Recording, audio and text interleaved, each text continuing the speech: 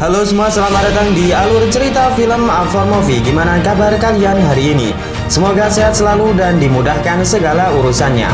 Pada episode kali ini, Mimin mau ngebahas alur cerita film yang berjudul The Ambush yang dirilis pada tahun 2022. Ya udah, tanpa berlama-lama lagi, mari kita masuk ke filmnya. Semongko.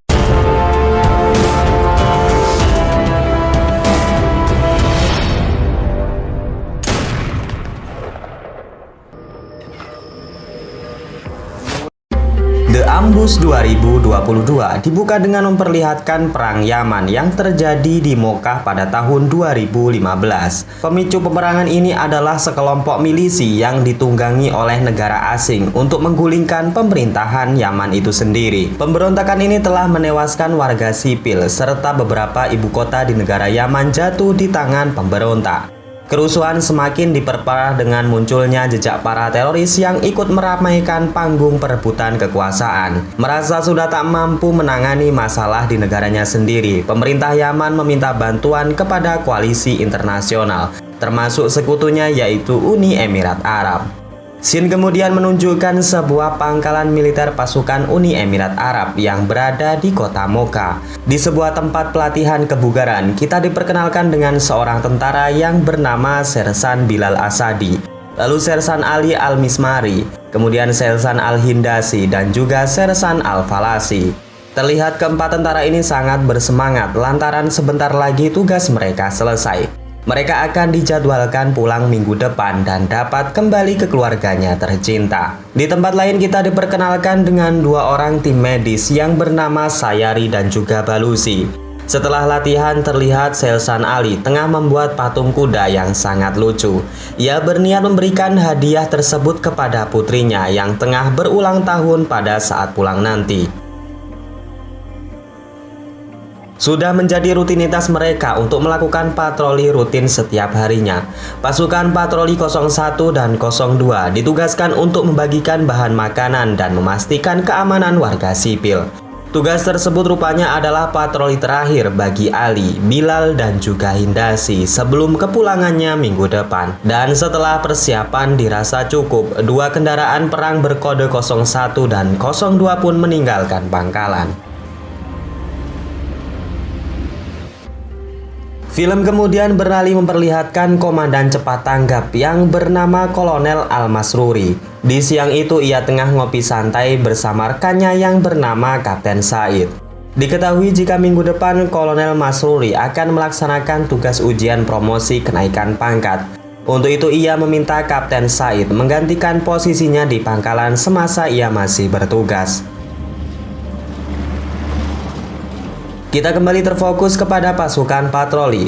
Setelah beberapa saat berjalan, mereka bertemu dengan dua kendaraan pasukan Yaman yang juga tengah berpatroli. Satu kendaraan tentara Yaman mengalami masalah dan di sana pasukan Uni Emirat Arab mencoba untuk membantunya. Salah seorang tentara Yaman melaporkan jika di depan sana terlihat beberapa orang beraktivitas mencurigakan di atas bukit. Bilal yang menerima laporan tersebut kemudian berangkat dengan pasukan yang berada di kendaraan 01. Sedangkan pasukan yang berada di 02 ditugaskan untuk membantu memperbaiki kendaraan Yaman yang tengah rusak.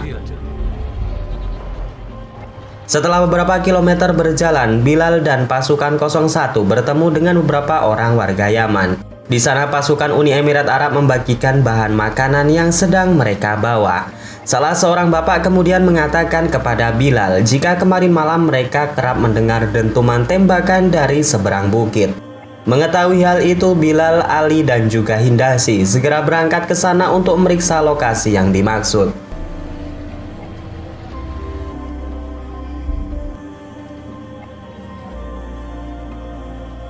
Di dalam mobil, Bilal mendapatkan telepon dari pasukan 02. Mereka telah selesai memperbaiki kendaraan tentara Yaman dan sebentar lagi akan menyusul. Terlepas dari itu, Ali yang mengemudikan tiba-tiba menginjak rem setelah melihat seseorang di tengah jalan. Mereka masih tak sadar sebelum akhirnya sebuah RPG menghantam badan kendaraan dengan dahsyat.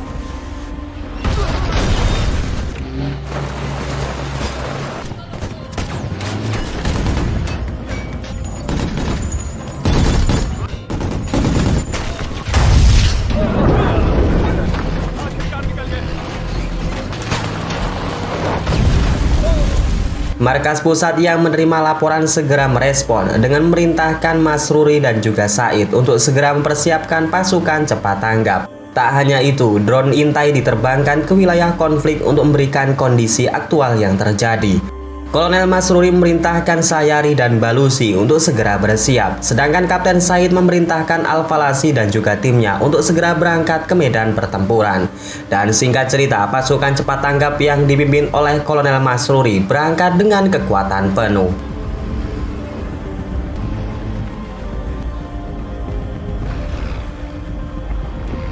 Scene kemudian berpindah di zona pertempuran. Mobil mereka terjebak dan senjata mesin yang sudah rusak. Mereka tak ada pilihan lain selain menyiapkan senjata untuk berjaga-jaga. Kondisi semakin diperparah saat Bilal yang mencoba meminta bantuan kepada pasukan patroli 02. Namun sayangnya alat tersebut telah rusak. Tak menyerah begitu saja, pasukan ini pun mencoba menghubungi markas pusat dengan telepon seluler. Namun sayangnya di tempat tersebut tak ada sinyal sama sekali. Di lain sisi, pasukan pemberontak mulai mendekat dan menembaki mereka. Begitu juga dengan pasukan patroli 02 yang telah mendekat langsung dihantam dengan tembakan RPG.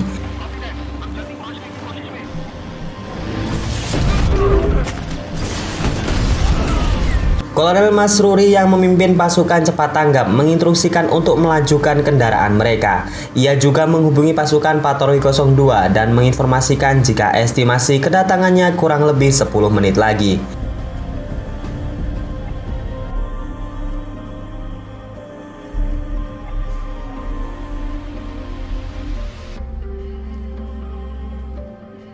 Scene kemudian menunjukkan pemimpin pasukan pemberontak di mana ia menyuruh anak buahnya untuk mengabadikan momen tersebut.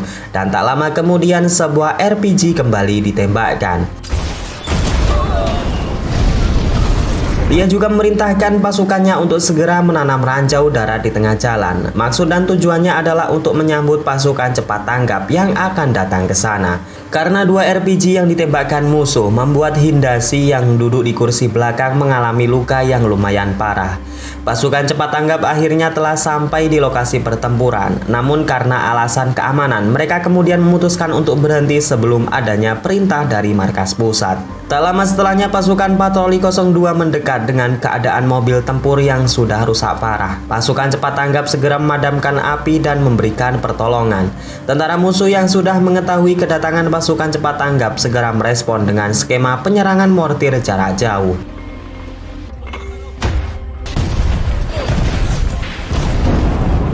Kolonel Mas Ruri memerintahkan pasukannya untuk mundur dari jangkauan mortir. Setelah itu ia memerintahkan markas pusat melacak keberadaan mortir musuh menggunakan drone intai. Sang kolonel yang berada di markas kemudian memberikan hak penuh kepada Mas Ruri untuk mengambil semua keputusan di lapangan. Ia juga diperintahkan untuk membawa seluruh pasukan Uni Emirat Arab pulang dalam keadaan selamat dan jangan sampai ada pasukan musuh yang membawa mereka hidup-hidup. Setelah menerima mandat penuh, Mas Ruri kemudian memberikan semangat kepada rekan-rekannya dan jangan menganggap remeh musuh. Fokus pertama yang harus dilakukan adalah menyelamatkan pasukan patroli 01 yang terjebak dan mereka harus saling bahu-membahu melawan musuh.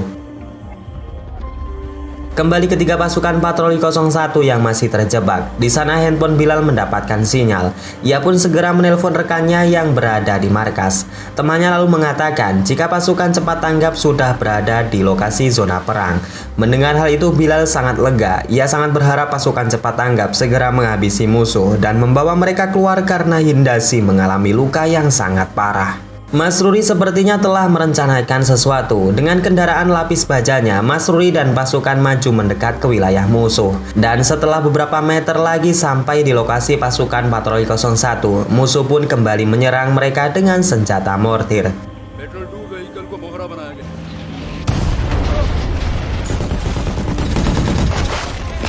Setelah mengetahui titik koordinat pasukan mortir musuh, Mas Ruri kemudian memerintahkan pusat komando untuk memberikan bantuan skema penyerangan udara. Markas yang menerima laporan tersebut kemudian bergegas merespon dengan mengirim helikopter serang Apache untuk menghancurkan senjata mortir musuh. gagal menghancurkan mobil yang dikendarai pasukan Masruri. Pemimpin pasukan pemberontak kemudian menyuruh anak buahnya kembali menyerang pasukan patroli 01. Musuh terus menghujami peluru dan memaksa untuk ketiga tentara ini untuk keluar dari mobil. Namun bukannya menyerah, Bilal justru memberikan perlawanan dengan menembaki pasukan pemberontak.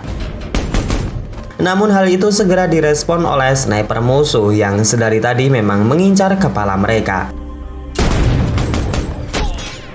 Bilal kembali masuk ke dalam mobil dan memilih untuk bertahan menunggu bantuan datang. Kembali ke pasukan cepat tanggap, Kapten Said meminta izin kepada Kolonel Masruri jika ia dan pasukannya akan maju. Mendengar hal itu, Masruri kemudian mengizinkan Kapten Said untuk bergerak lebih dulu sembari menunggu heli Apache datang. Melihat dua mobil pasukan cepat tanggap mendekat membuat tentara pemberontak kembali ke bukit. Melihat kesempatan itu, Bilal kemudian mengajak kedua rekannya untuk keluar dari dalam mobil.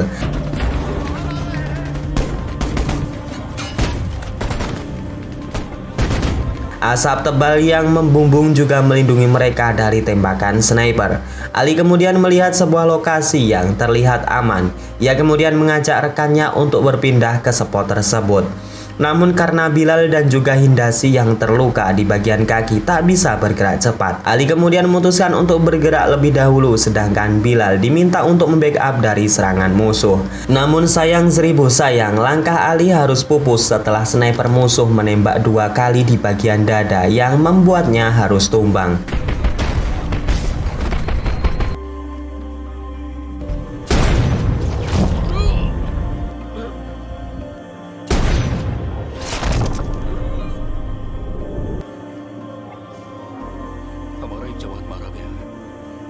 Kembali ke Kapten Said dan pasukan medis yang mulai mendekat.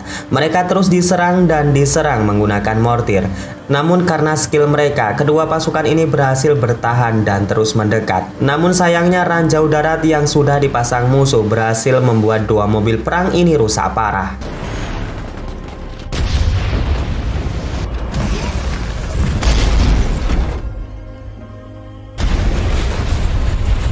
Kapten Said kemudian melaporkan jika kendaraan mereka sekarang rusak parah dan musuh mulai menyerang dari berbagai sisi.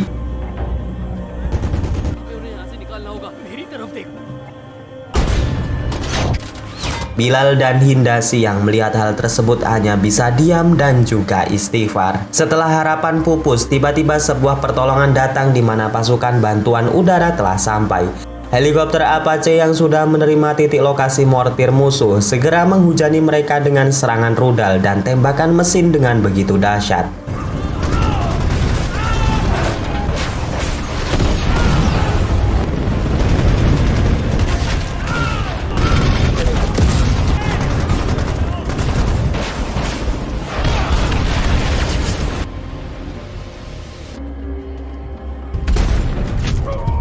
Kapten Said tertembak di bagian bahu kanan oleh sniper musuh. Mereka kemudian mengevakuasi Kapten Said dan menyelamatkannya. Namun heli Apache yang sudah kehabisan amunisi ditarik mundur mengingat musuh memiliki senjata RPG yang sewaktu-waktu dapat menembak mereka jatuh. 2 mobil perang pasukan cepat tanggap segera menuju untuk membantu penyerangan. Namun kembali lagi, tentara pemberontak memasang ranjau darat untuk menyambut kedatangan mereka. Sebetulnya nih guys, drone yang berada di markas melihat jebakan tersebut. Namun alat komunikasi yang berada di 2 mobil tersebut bermasalah sehingga informasi ini gagal diterima. Akibatnya 2 mobil pasukan cepat tanggap yang terus melaju kembali terjebak dan meledak saat memasuki kawasan ranjau.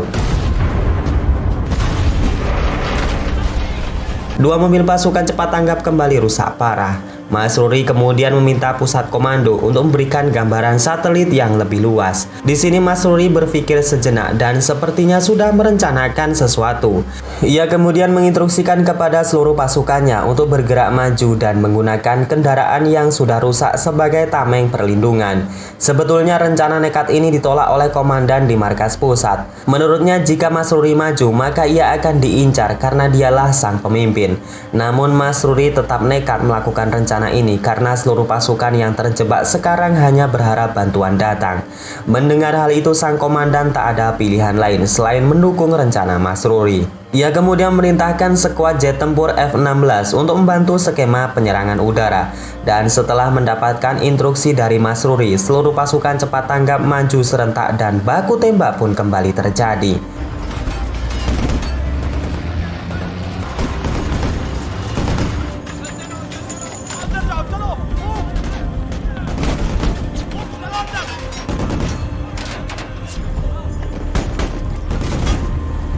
Atas rencana tersebut, sebagian besar pasukan yang terluka dapat dievakuasi, sedangkan pasukan musuh yang tidak menduga dengan serangan tersebut gugur satu persatu. Namun berbeda dengan yang dialami oleh Bilal dan juga Hindasi, mereka tetap di posisi yang sama, terjebak dan menunggu bantuan datang atau menunggu mau datang terlebih dahulu. Komandan yang berada di markas pusat kemudian menghubungi Masruri. F-16 akan datang sekitar 7 menit ke depan. Mereka diminta untuk meninggalkan zona perang secepatnya. Masruri kemudian merintahkan sebagian pasukannya untuk mundur dan membawa pasukan yang terluka, sedangkan ia dan pasukan yang lain akan membawa Bilal dan juga Hindasi, serta beberapa pasukan yang terluka di mobil Kapten Said. Karena sniper musuh masih menjadi ancaman, Kapten Said kemudian memberikan ide kepada Kolonel Masruri. Mereka akan menutup area dengan kabut asap tebal saat pasukan Masruri menyelamatkan Bilal dan juga Hindasi, sedangkan ia akan mencari sniper musuh yang tadi sempat melukai bahunya.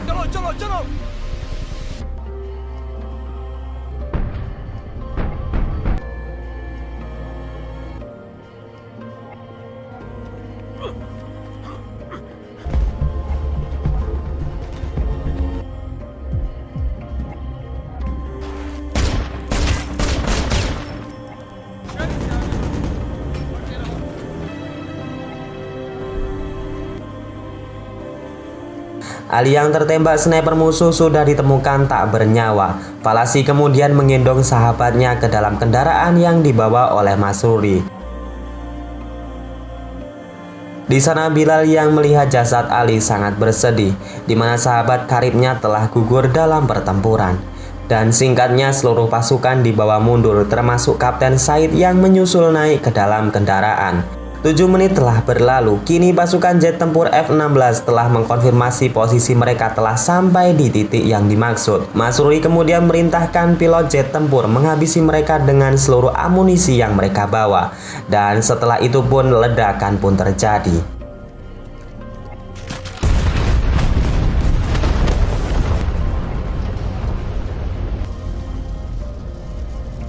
Di perjalanan seluruh pasukan cepat tanggap sangat bersedih karena tidak bisa menyelamatkan Ali. Kolonel Masruri juga sangat terpukul melihat pasukannya harus gugur dalam medan pertempuran. Namun begitulah guys, setiap perjuangan pasti ada yang dikorbankan. Seluruh pasukan kemudian mendoakan Ali dengan khusyuk, berusap tangis yang membasahi pipi pejuang muslim tentara Uni Emirat Arab.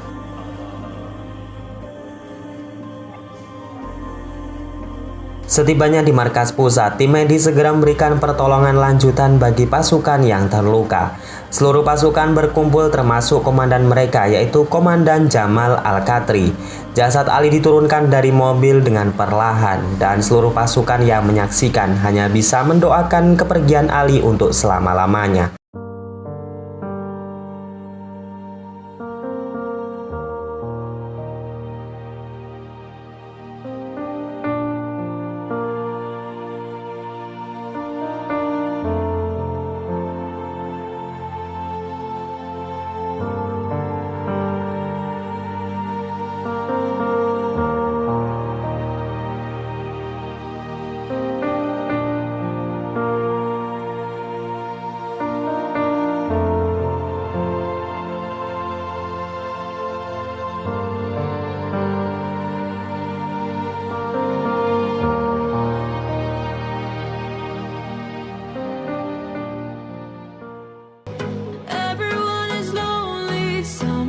Oke, segitu aja alur cerita pada episode kali ini. Semoga kalian suka dan bisa mengisi waktu kosong kalian. Mohon maaf jika dalam penyampaian banyak kesalahan dan juga kekurangan di sana sini. Mimin tetap menyarankan kalian untuk menonton film ini secara penuh ya guys, agar mendapatkan kepuasan sepenuhnya. Saya Naja undur diri. Wassalamualaikum warahmatullahi wabarakatuh.